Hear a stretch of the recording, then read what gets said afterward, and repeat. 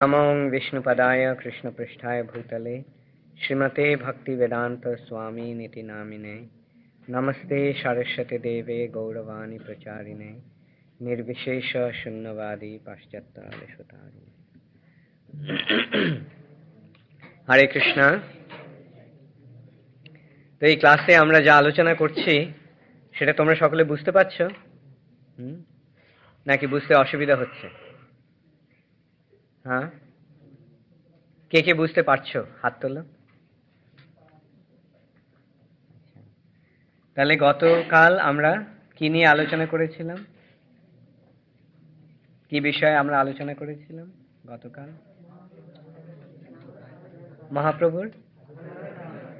মহাপ্রভুর আবির্ভাবের কারণ এবং চরমে আমরা আলোচনা করেছিলাম মহাপ্রভু যে ভক্তিটি প্রদান করেছেন সেটি একটি বিশেষ প্রকারের ভক্তি, যার নাম হচ্ছে রাগানুগ ভক্তি। আজকে আমরা আলোচনা করব শ্রী চৈতন্য মহাপ্রভু একটা বিশেষ সময়ে অবতীর্ণ হয়েছিলেন। শ্রী চৈতন্য মহাপ্রভু যখন অবতরণ করেন তখন প্রায় সারা ভারতবর্ষই মুসলমানদের অধীন।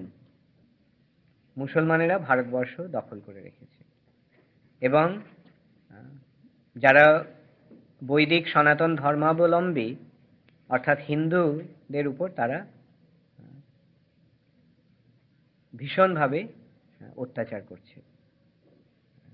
তাদের অত্যাচারে হিন্দু ধর্ম বা হিন্দুরা অত্যন্ত বিপন্ন। মুসলমানেরা জোর করে হিন্দুদেরকে ধর্মান্তরিত করছিল এবং নানাভাবে নির্যাতন করছিল। সেটা স্বাভাবিক, ওদের ওপরে এখন ওদের রাজ্য, সুতরাং ওদেরই হাতে সমস্ত ক্ষমতা, সুতরাং তারা যা ইচ্ছা তাই করতে পারে। তো সেই রকম একটা সময়ে শ্রী চৈতন্য মহাপ্রভু অবতরণ করেন। মহাপ্রভু যখন অবতরণ করেন তখন এই বঙ্গভূমি হুসেন শাহের অধীন এবং হুসেন শাহ স্বাভাবিকভাবেই হিন্দুদের ওপরে অত্যাচার করছিল। মহাপ্রভু লীলা আমরা দেখতে পাই কিভাবে চাঁদ কাজী মহাপ্রভুর সংকীর্তন আন্দোলন বন্ধ করার চেষ্টা করেছিল। এভাবে নানা রকম বাধা বিঘ্ন তখন চারদিকে এই বৈদিক সনাতন ধর্ম অনুশীলনকারীদের পক্ষে। তাহলে প্রশ্ন উঠতে পারে যে মহাপ্রভু কেন এরকম একটা পরিস্থিতিতে অবতীর্ণ হলেন? তার কারণটি হচ্ছে যে মহাপ্রভু এইভাবে অবতীর্ণ হয়ে তিনি কি শিক্ষা দিলেন আমাদেরকে? যে কৃষ্ণ ভক্তির প্রচারে আমরা যেন কোনো অবস্থাতেই ভীত বা বিচলিত না হই। একটা প্রচন্ড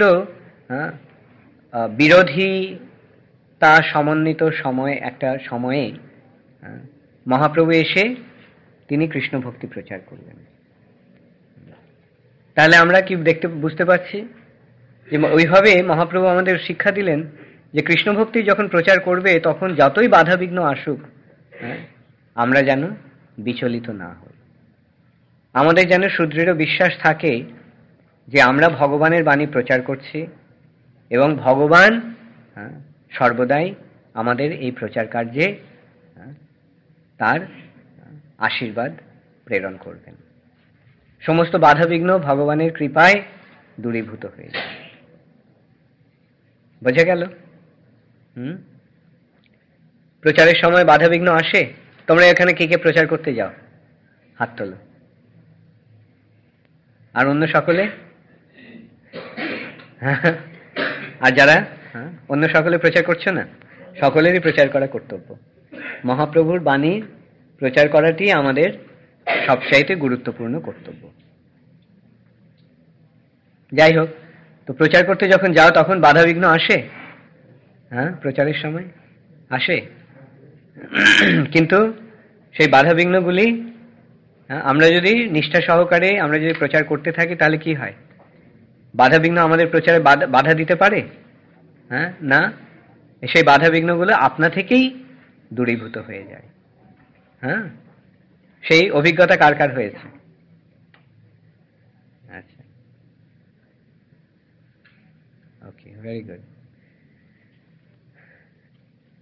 আচ্ছা, দ্বিতীয় পয়েন্টটি হচ্ছে যে শ্রী চৈতন্য মহাপ্রভু প্রচার কার্য শুরু করেন তার দীক্ষা গ্রহণের পর থেকে। তিনি নিজে কৃষ্ণ প্রেমে উন্মত্ত হয়ে গিয়েছিলেন।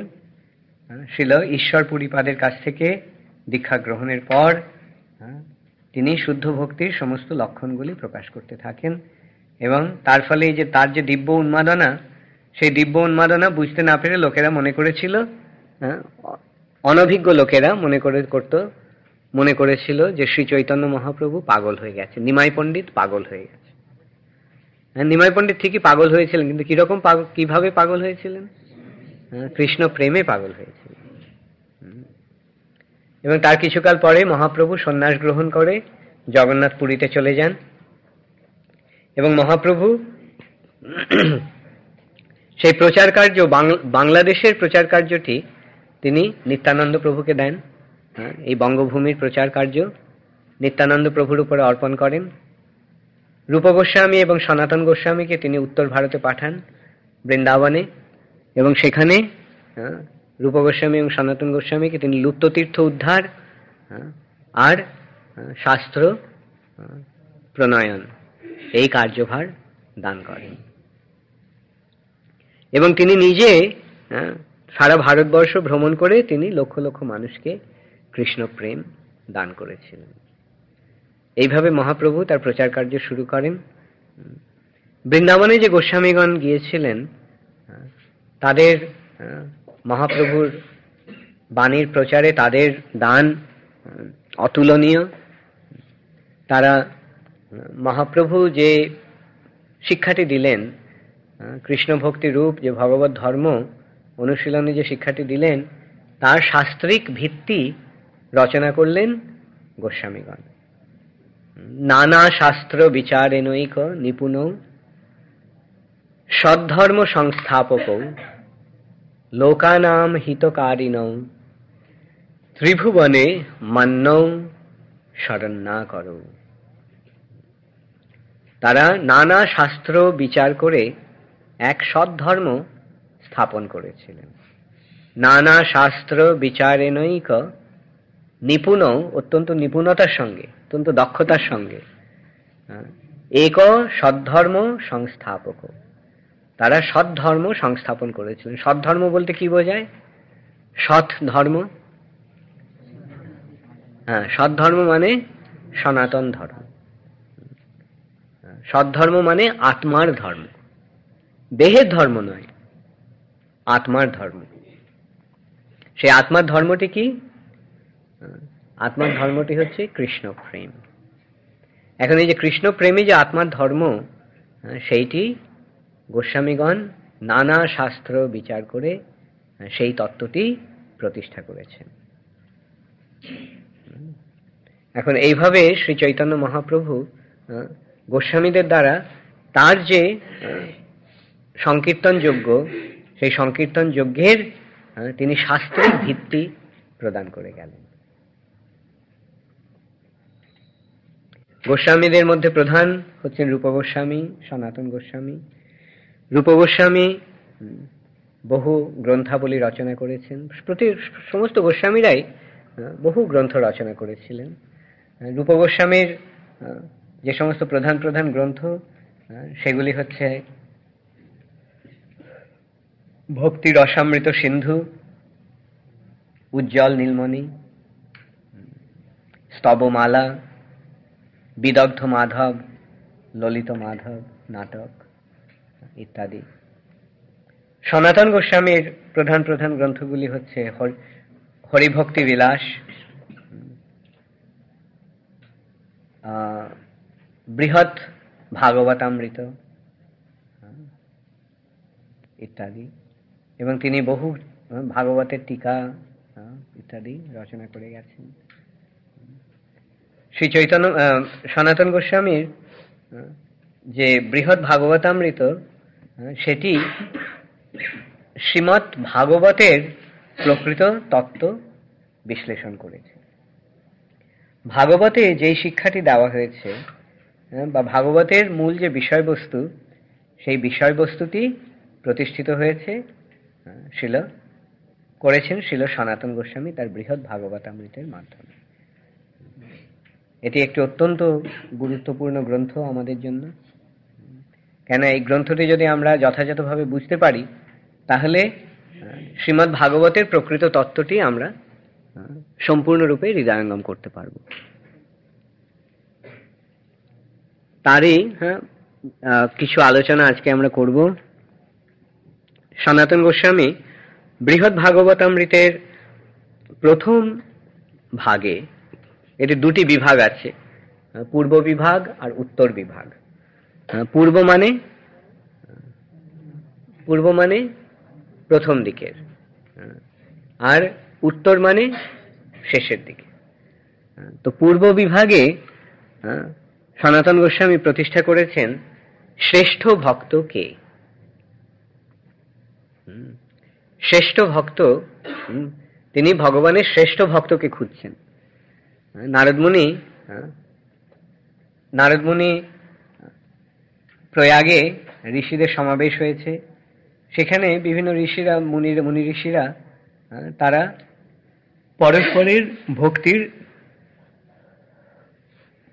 পরস্পরের ভক্তির প্রশংসা করছেন। তখন নারদমুনি তখন ভাবলেন যে তিনি খুঁজে দেখবেন কে শ্রেষ্ঠ ভক্ত। তো নারদমুনি দেখলেন যে এক ব্রাহ্মণ, ধনাঢ্য ব্রাহ্মণ, তিনি অত্যন্ত নিষ্ঠা সহকারে ভগবানের পূজা করছেন। তা দেখে নারদমুনি ভাবলেন যে ইনি হচ্ছেন শ্রেষ্ঠ ভক্ত, ইনি হচ্ছেন ভগবানের শ্রেষ্ঠ ভক্ত। তখন নারদমুনি তার কাছে গিয়ে তার ভক্তির প্রশংসা করতে লাগলেন, বললেন আপনি ভগবানের প্রকৃত কৃপা পাত্র। তখন সেই ব্রাহ্মণটি তার উত্তরে বললেন, না না, আমি ভক্ত নই, আমি যেটা করছি সেটা আমার বৃত্তি, সেটা আমার কর্তব্য। আমি ব্রাহ্মণ, পূজা করাটাই আমার, ভগবানের পূজা করাই আমার কর্তব্য, অতএব আমি তাই করছি। কিন্তু প্রকৃত ভক্ত হচ্ছেন দক্ষিণাত্যের এক রাজা, এবং তিনি বললেন যে তিনি যদিও ক্ষত্রিয় রাজা এবং তার কত দায়িত্ব রয়েছে, কিন্তু তা সত্ত্বেও তিনি অত্যন্ত নিষ্ঠাপরায়ণ ভগবানের ভক্ত, এবং তিনি ভগবানকে কেন্দ্র করেই তার সমস্ত কার্য সম্পাদন করেন। তা শুনে নারদমুনি সেই রাজার কাছে গেলেন। তিনি দেখলেন যে সত্যি সত্যি সেই রাজা অত্যন্ত নিষ্ঠাপরায়ণ ভক্ত, এবং অত্যন্ত নিষ্ঠার সঙ্গে অত্যন্ত সুন্দরভাবে তিনি ভগবানের আরাধনা করছেন, পূজা করছেন, এবং ভগবানকে কেন্দ্র করেই তিনি তার রাজ্য শাসন করছেন। তখন নারদমুনি তার প্রশংসা করতে লাগলেন, তার ভক্তির প্রশংসা করতে লাগলেন। তখন সেই রাজা বললেন যে আমি ভক্ত নই, প্রকৃত ভক্ত হচ্ছেন ইন্দ্র, স্বর্গের দেবরাজ ইন্দ্র হচ্ছেন প্রকৃত ভক্ত। এবং তিনি এতই ভগবানের এত প্রিয় ভক্ত যে ভগবান স্বয়ং তার ছোট ভাই রূপে আবির্ভূত হয়েছেন, বামনদেব রূপে, এবং ভগবান সহস্তে তার নিবেদন গ্রহণ করেন। তখন নারদমুনি ইন্দ্রের কাছে গিয়ে ইন্দ্রের প্রশংসা করতে লাগলেন। তখন ইন্দ্র বললেন যে না, আমি ভক্ত নই, আমি কত অন্যায় করি, কত ভুল করি, এবং তার ফলে আমি ভগবানের বিরুদ্ধাচরণ করি, এই বলেন ইন্দ্র আক্ষেপ করতে লাগলেন যে আমি যদি ভগবানের ভক্ত হতাম তাহলে কি এই সমস্ত কার্যগুলি আমি করতে পারতাম? ভগবানের কত বিরুদ্ধাচরণ করেছি, ভগবানের প্রতি ভগবান সেই জন্য আমার প্রতি অত্যন্ত রুষ্ট হয়েছেন, তো আপনি কেন বলছেন যে আমি ভগবানের কৃপা পাত্র? প্রকৃত ভক্ত হচ্ছেন ব্রহ্মা, এবং তিনি বিশ্লেষণ করতে লাগলেন কেন ব্রহ্মা হচ্ছেন শ্রেষ্ঠ ভক্ত। তারপর নারদ মুনি ব্রহ্মার কাছে গেলেন, গিয়ে ব্রহ্মার ভক্তির মহিমা কীর্তন করতে লাগলেন। তা শুনে ব্রহ্মা অত্যন্ত লজ্জিত এবং রুষ্ট হয়ে নারদ মুনিকে তিরস্কার করলেন। বললেন যে তুমি সবসময় এরকম ভাবে করো, আমি কতবার তোমাকে বলেছি আমাকে বড় ভক্ত বলে কখনো করো না, শ্রেষ্ঠ ভক্ত বলে আমি তোমাকে না করেছি ভক্ত বলতে। বলে ব্রহ্মা বলতে লাগলেন যে তিনি কত ভুল করেছেন, কত সময় ভগবানের কত অসুবিধার কারণ হয়েছেন। তিনি অসুরদের বর দিয়েছেন এবং তার ফলে সেই অসুরেরা কত উৎপাত সৃষ্টি করেছে এবং চরমে ভগবানকে এসে তাদেরকে সংহার করতে হয়েছে, এবং ভগবান আমাকে তিরস্কার করেছেন। তা আমি যদি সত্যি ভক্ত হতাম তাহলে কি ভগবান তা করতেন? এই বলে ব্রহ্মা তার ভক্তির অক্ষমতা প্রকাশ করলেন। এবং ব্রহ্মা তখন বললেন যে মহাদেব হচ্ছেন শ্রেষ্ঠ ভক্ত। নারদ মুনি তখন মহাদেবের কাছে গেলেন, গিয়ে মহাদেবের যখন গুণ কীর্তন শুরু করলেন তখন মহাদেব তাকে বললেন যে তিনি যেন নারদ মুনি যেন এইভাবে তাকে লজ্জা না দেন, কেন তিনি প্রকৃত ভক্ত নন। ভগবান কৃপা করে তার সমস্ত ভুল ত্রুটি ক্ষমা করেন, কিন্তু তিনি ভগবানের ভক্তির কথা তো দূরের কথা, তিনিও নানাভাবে ভগবানের অসুবিধার সৃষ্টি করেছেন। এমনকি তিনি ভগবানের সঙ্গে যুদ্ধ পর্যন্ত করেছেন। তার পূজকের পক্ষ অবলম্বন করে তিনি ভগবানের বিরুদ্ধে গেছেন। এইভাবে মহাদেব আক্ষেপ করে বললেন যে প্রকৃত ভক্ত হচ্ছেন বৈকুণ্ঠবাসীরা, এবং তিনি বিশ্লেষণ করতে লাগলেন যে কেন বৈকুণ্ঠবাসীরাই হচ্ছেন শ্রেষ্ঠ ভক্ত। তখন পার্বতী দেবী বললেন যে না না, বৈকুণ্ঠের ভক্তদের মধ্যে আবার শ্রেষ্ঠ হচ্ছেন লক্ষ্মী দেবী। তো নারদ মুনি তখন বৈকুণ্ঠে যেতে উদ্যত হলেন। তখন মহাদেব তাকে বললেন যে বৈকুণ্ঠের ভক্তদের থেকেও শ্রেষ্ঠ ভক্ত হচ্ছেন প্রহ্লাদ মহারাজ, সুতলে প্রহ্লাদ মহারাজ, এবং তিনি প্রহ্লাদ মহারাজের ভক্তির মহিমা কীর্তন করতে লাগলেন। তখন নারদ মুনি সুতল লোকে গিয়ে প্রহ্লাদ মহারাজের কাছে গিয়ে তার ভক্তির মহিমা কীর্তন করতে লাগলেন। তখন প্রহ্লাদ মহারাজ বললেন যে আমার ভক্তি কোথায়? যখন শৈশব অবস্থায় শিশুরা যেরকম কোনো কিছুর প্রতি আকৃষ্ট হয়, সেরকম ভাবে আমিও ভগবানের প্রতি একটু আকৃষ্ট হয়েছিলাম এবং সেটা প্রদর্শন করেছিলাম, কিন্তু প্রকৃতপক্ষে আমার ভক্তি নেই। আর কেননা ভগবানের জন্য আমি যদি ভক্ত হতাম তাহলে ভগবানের জন্য তো আমি সেবা করতাম, কিন্তু আমি ভগবানের কি সেবা করেছি? পক্ষান্তরে আমাকে শিশু দেখে ভগবান বারবার রক্ষা করেছেন। কিন্তু প্রকৃত ভক্ত হচ্ছেন হনুমান, এবং তিনি বলতে লাগলেন হনুমান কতভাবে ভগবানের সেবা করেছেন এবং কি নিষ্ঠা সহকারে ভগবানের সেবা করেছেন। তখন নারদ মুনি হনুমানের কাছে গিয়ে কিংপুরুষ বর্ষে হনুমানের কাছে গিয়ে হনুমানের মহিমা কীর্তন করতে শুরু করলেন। তা শুনে হনুমান কাঁদতে লাগলেন। কাঁদতে কাঁদতে বললেন যে এমনিতেই শ্রী রামচন্দ্রের বিরহে, ভগবানের বিরহে আমার হৃদয় বিদীর্ণ হচ্ছে, আর আপনি এসে এইভাবে কেন সেই বিরহের বেদনাটাকে আরো বেশি করে উদ্দীপ্ত করছেন? এই বলে হনুমান কাঁদতে লাগলেন। বললেন যে আমি যদি সত্যিই ভগবানের কৃপাপাত্র হতাম তাহলে ভগবান কেন আমাকে তার সঙ্গ থেকে এইভাবে বঞ্চিত করলেন? আমি তার বিরহে আকুল হয়ে রয়েছি। কিন্তু প্রকৃত ভক্ত, ভগবানের প্রকৃত কৃপাপাত্র হচ্ছেন পাণ্ডবেরা। ভগবান কতভাবে তাদের রক্ষা করছেন, সঙ্গদান করছেন। নারদ মুনি তা শুনে তখন হস্তিনাপুরে গেলেন, পাণ্ডবদের স্থানে। সেখানে গিয়ে তিনি যখন পাণ্ডবদের ভক্তির মহিমা বর্ণনা করতে লাগলেন, তখন পাণ্ডবেরা লজ্জিত হয়ে বললেন যে না না, আমরা ভগবানের ভক্ত কোথায়, আমরা তো প্রকৃতপক্ষে ভগবানকে নানা রকম অসুবিধায় ফেলেছি, আমাদের জন্য ভগবানকে কত কষ্ট স্বীকার করতে হয়েছে, এবং আমাদের বিপদ থেকে তিনি কতভাবে আমাদের রক্ষা করেছেন। কিন্তু ভগবানের প্রকৃত আপনজন, প্রকৃত কৃপাপাত্র হচ্ছেন যাদবেরা। তারা ভগবানের এত ঘনিষ্ঠ, ভগবানের এত প্রিয়, যে ভগবান তাদের নিজের আত্মীয় বলে মনে করে। তখন নারদ মুনি দ্বারকাতে গেলেন যাদবদের ভক্তি দর্শন করতে।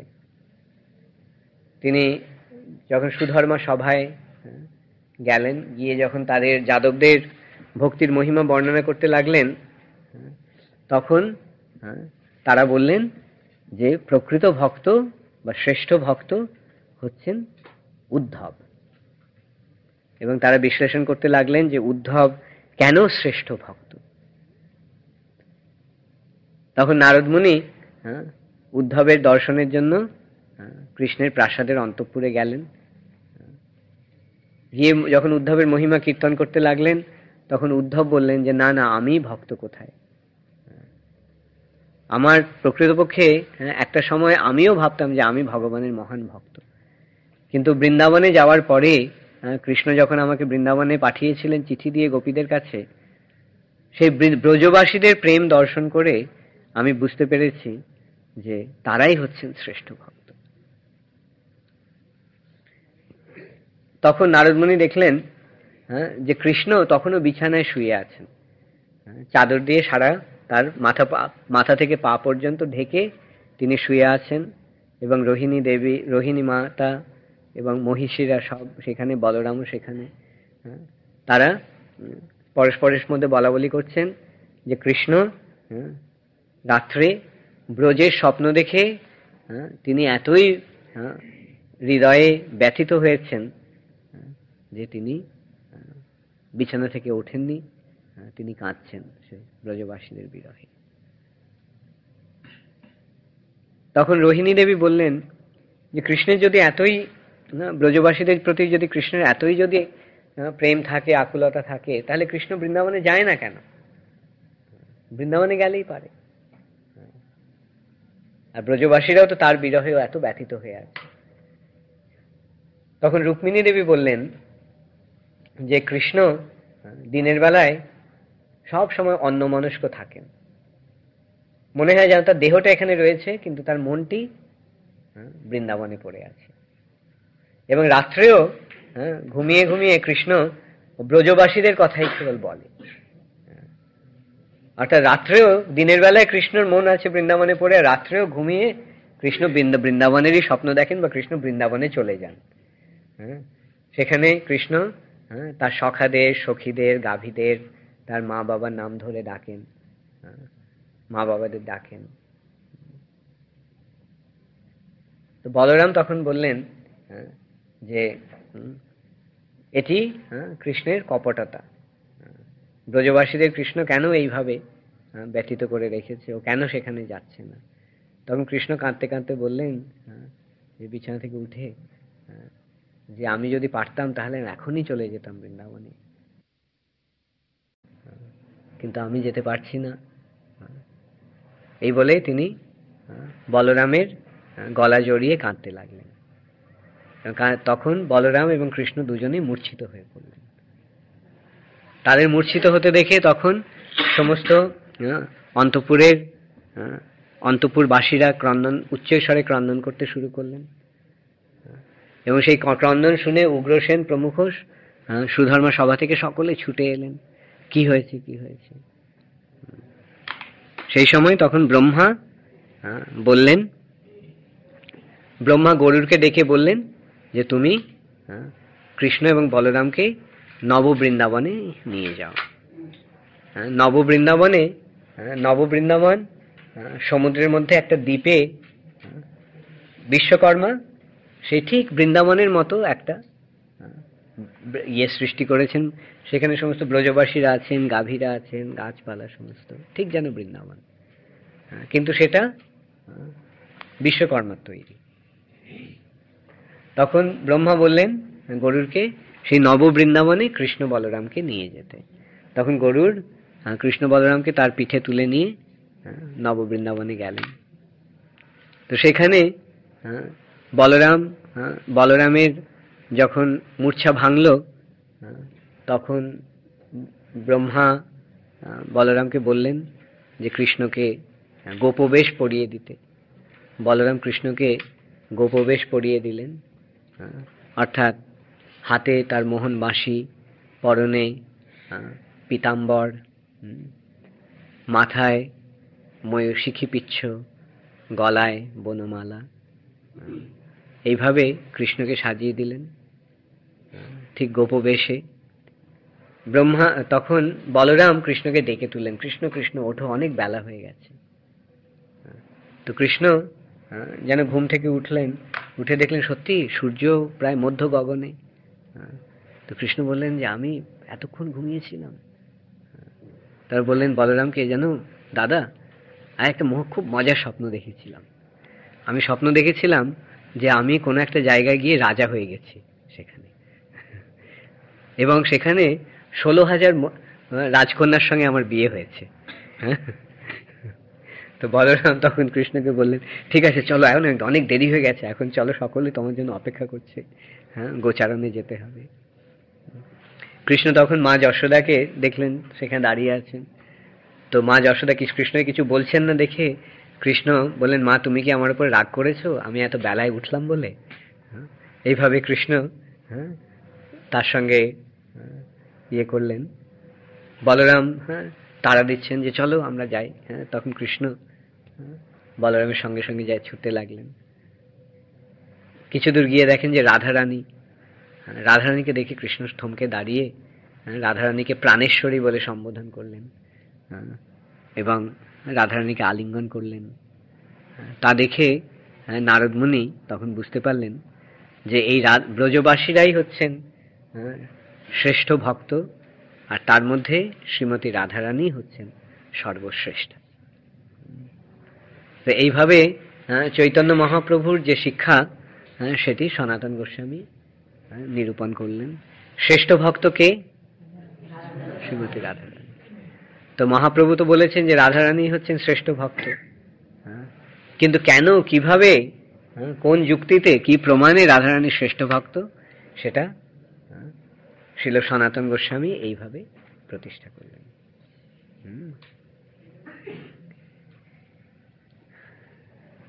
কালকে আমরা এই বৃহৎ ভাগবতামৃতের দ্বিতীয় ভাগটি নিয়ে আলোচনা করব। তো এখন এই আজকে যে আলোচনা হলো সেই সম্বন্ধে কারো কোনো প্রশ্ন আছে?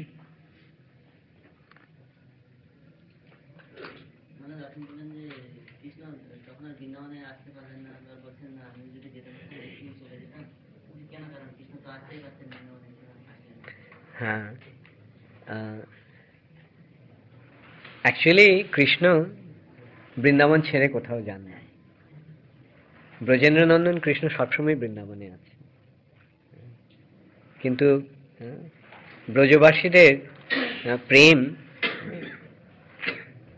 আরো নিবিড় করার জন্য, বর্ধিত করার জন্য কৃষ্ণ যেন তাদেরকে এই বিরহের মধ্যে নিক্ষেপ করেন। কৃষ্ণ রয়েছেন বৃন্দাবনে, কৃষ্ণ কখনো বৃন্দাবন থেকে যাননি, কিন্তু তারা মনে করছেন যেন কৃষ্ণ সেখানে নেই। যখন কৃষ্ণ তাদের সামনে আসছেন তখন তারা মনে করছেন যে তারা যেন স্বপ্ন দেখছে, আর যখন স্বপ্ন দেখছেন তখন তারা স্বপ্নটাকেই মনে করছেন যে এইটাই যেন বাস্তব। এইভাবে তারা সর্বদাই কৃষ্ণ ভাবনায় ভাবিত হয়ে রয়েছে, কৃষ্ণ ভাবনার অমৃতে নিমজ্জিত রয়েছে। কিন্তু এই যে বিরহের যে বিরহের মাধ্যমে যে প্রেম আরো গভীরভাবে আস্বাদন হয়, সেই শিক্ষা দেওয়ার জন্য কৃষ্ণ অভিনয় করছেন যেন তিনি বৃন্দাবন থেকে চলে গেছেন, তাই তিনি বৃন্দাবনে ফিরে যান। আপাত দৃষ্টিতে তিনি বৃন্দাবনে ফিরে যাচ্ছেন না, কিন্তু প্রকৃতপক্ষে তিনি রয়েছেন বৃন্দাবনে।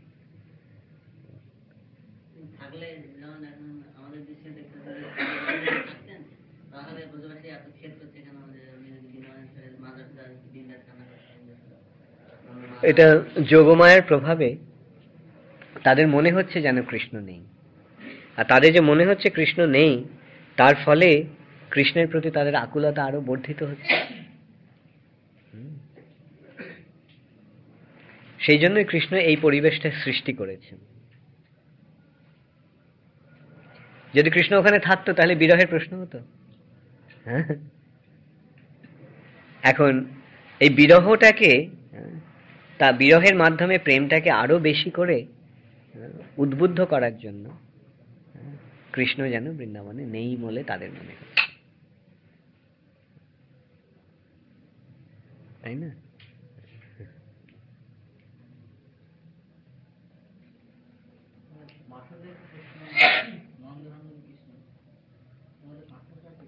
হ্যাঁ, বসুদেব এবং দেবকীর পুত্ররূপে বাসুদেব কৃষ্ণ আসেন। আর নন্দ মহারাজ আর যশোদা মায়ের পুত্ররূপে ব্রজেন্দ্র নন্দন কৃষ্ণ জন্ম আসেন। প্রকৃত কৃষ্ণ হচ্ছেন, স্বয়ংরূপ কৃষ্ণ হচ্ছেন ব্রজেন্দ্র নন্দন কৃষ্ণ। তার প্রথম প্রকাশ হচ্ছেন বলরাম, তারপরে তার প্রকাশ হচ্ছে চতুর্ভুহ দ্বারকায়, যে বাসুদেব, শঙ্কর্ষণ, প্রদ্যুম্ন এবং অনিরুদ্ধ। তাহলে দ্বারকায় যে বাসুদেব, তিনি কে? তিনি কি স্বয়ংরূপ কৃষ্ণ, না কৃষ্ণের প্রকাশ, কৃষ্ণের অংশ? তাহলে এইটি পার্থক্য।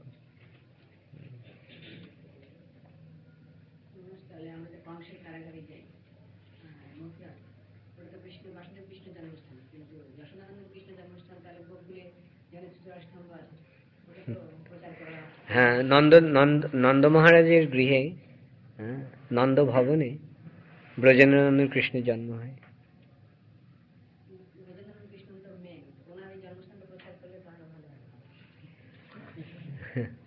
সেটা সাধারণের কাছে এই তত্ত্বটা এখনো প্রকাশিত হয়নি। গোস্বামীগণ বা চৈতন্য মহাপ্রভু এই সমস্ত তত্ত্ব প্রকাশ করে গেছেন, এগুলি সমস্ত গোপন ছিল, কিন্তু মহাপ্রভুর কৃপায় এবং গোস্বামীদের কৃপায় আমরা সেটা জানতে পারছি। সেটা আমাদের পরম সৌভাগ্য।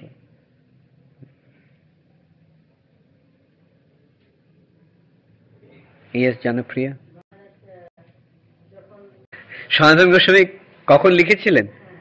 আজ থেকে প্রায় 5।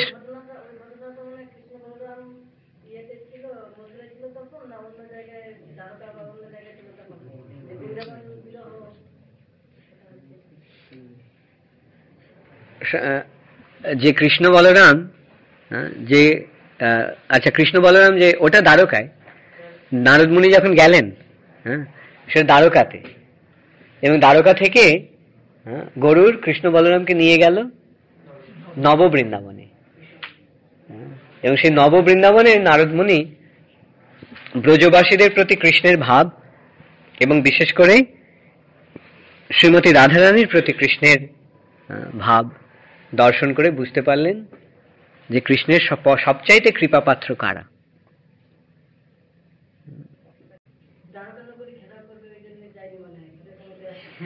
অসুর সংহার করার জন্য, অসুরদের সংহার করার জন্য,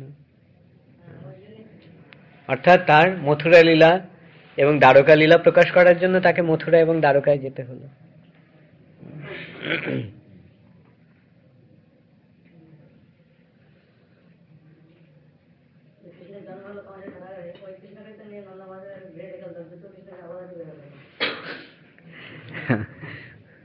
এখানে জীব গোস্বামী বলছেন যে নন্দ মহারাজ বা মা যশোদা একটি কন্যা এবং একটি পুত্র প্রসব করেন, এবং বসুদেব যখন কৃষ্ণকে নিয়ে গেলেন, তখন তিনি ওই অন্ধকার তো, অন্ধকারের মধ্যে তিনি কেবল কন্যাটিকে দর্শন করে তাকে কোলে তুলে নিয়েছিলেন। আর যখন কৃষ্ণকে যখন বিছানাতে রাখলেন, তখন ব্রজেন্দ্রনন্দন কৃষ্ণ আর বাসুদেব কৃষ্ণ এক হয়ে গেল। কেন, বাসুদেব কৃষ্ণ তো কৃষ্ণেরই প্রকাশ, স্বয়ংরূপ ব্রজেন্দ্রনন্দন কৃষ্ণ থেকেই বাসুদেব কৃষ্ণের প্রকাশ। তাহলে বাসুদেব কৃষ্ণ ব্রজেন্দ্রনন্দন কৃষ্ণের মধ্যে রয়েছেন। তাই তাদের কাছে আনার ফলে তারা দুজনে এক হয়ে গেলেন। অর্থাৎ তত্ত্বটি হচ্ছে যে বৃন্দাবনের যে ব্রজেন্দ্রনন্দন কৃষ্ণ, তিনি মা যশোদার পুত্র, তিনি মা যশোদার পালিত পুত্র নন, তিনি মা যশোদার প্রকৃত পুত্র। কৃষ্ণ এক হতে পারে, বহু হতে পারে, আবার বহু থেকে এক হতে পারে, পারেন?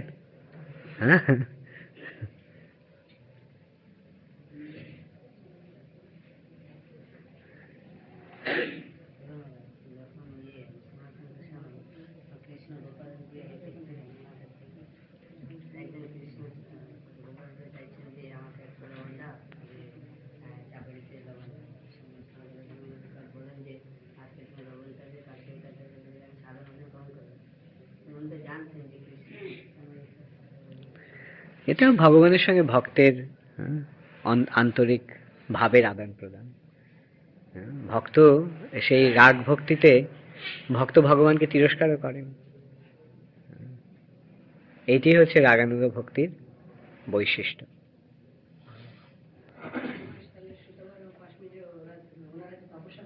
কে? কারা? হ্যাঁ,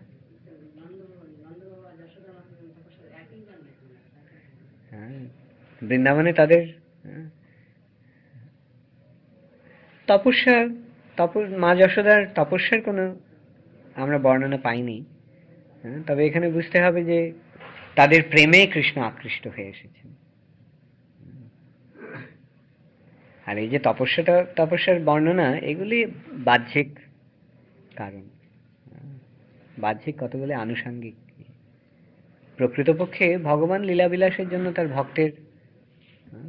ভক্তের পুত্র রূপে আসেন। এটা দুদিকে আছে, ভক্ত ঐকান্তিক ভাবে আকাঙ্ক্ষা করেন ভগবানকে পুত্র রূপে পাওয়ার জন্য, আর ভগবানও তার সেই ভক্তের পুত্র রূপে আসতে উৎসুক।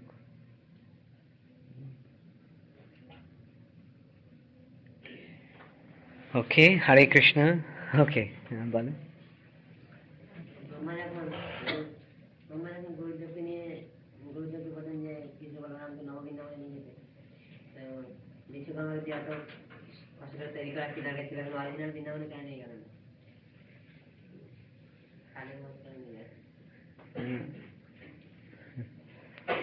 সেই কৃষ্ণের যে লীলা, সেই লীলার সমস্ত আয়োজন করেন যোগমায়া। বৃন্দাবনে কৃষ্ণকে নিয়ে যাওয়ার অধিকার ব্রহ্মার নেই। যোগমায়া যখন চাইবেন তখনই কেবল কৃষ্ণকে তিনি প্রকাশ করবেন ওখানে। বুঝতে পেরেছো? ওখানে বৃন্দাবনে কৃষ্ণকে নিয়ে যাওয়ারও অধিকার ব্রহ্মার নেই। সেটা কৃষ্ণ যোগমায়ের প্রভাবে যখন নিজেকে সেখানে প্রকাশ করবেন তখনই তিনি যাবেন। তাই যেহেতু কৃষ্ণ যেহেতু বৃন্দাবনে যাচ্ছেন না তখন, তাই ব্রহ্মাও জোর করে তাকে নিয়ে যাওয়ার অভিলাষ করেননি। কেননা দ্বারকার কৃষ্ণ দ্বারকায় রয়েছেন, এখন তাদের ইচ্ছে যে কৃষ্ণ দ্বারকাতেই থাক। এখন কৃষ্ণকে দ্বারকা থেকে নিয়ে গেলে আবার অন্য ব্রহ্মাকে মুশকিলে পড়তে হতে পারে।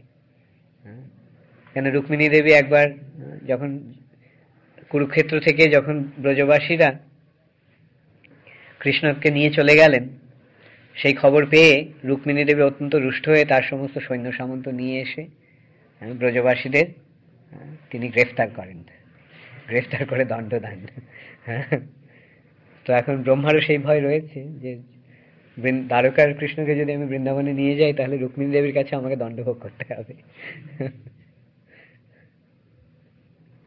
অথচ সেই সঙ্গে হ্যাঁ, যে কৃষ্ণের যে এই যে মূর্ছা, কৃষ্ণের যে আকুলতা জনিত যে মূর্ছা, সেই মূর্ছা থেকে কৃষ্ণকে ইয়ে করে রিভাইভ করতে হবে পুনঃ।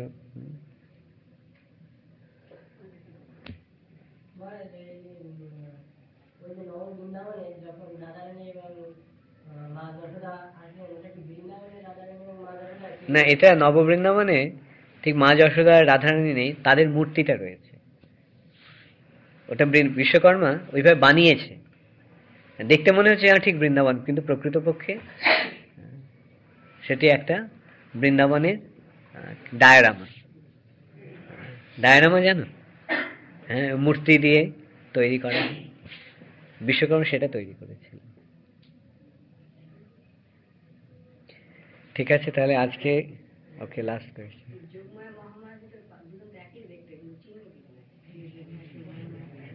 যতক্ষণ তুমি মায়ার জড় জগৎ থেকে ভোগ করার জন্য চেষ্টা করবে, ততক্ষণ তিনি মহামায়া, আর ততক্ষণ তিনি তোমাকে দণ্ড দেবেন। আর যখন কৃষ্ণ ভক্তি যখন করবে, তখন তিনি যোগমায়া রূপে তোমাকে কৃষ্ণের কাছে যেতে সাহায্য করবে। ওকে, হরে কৃষ্ণ, জয় শিল প্রভুপাদ।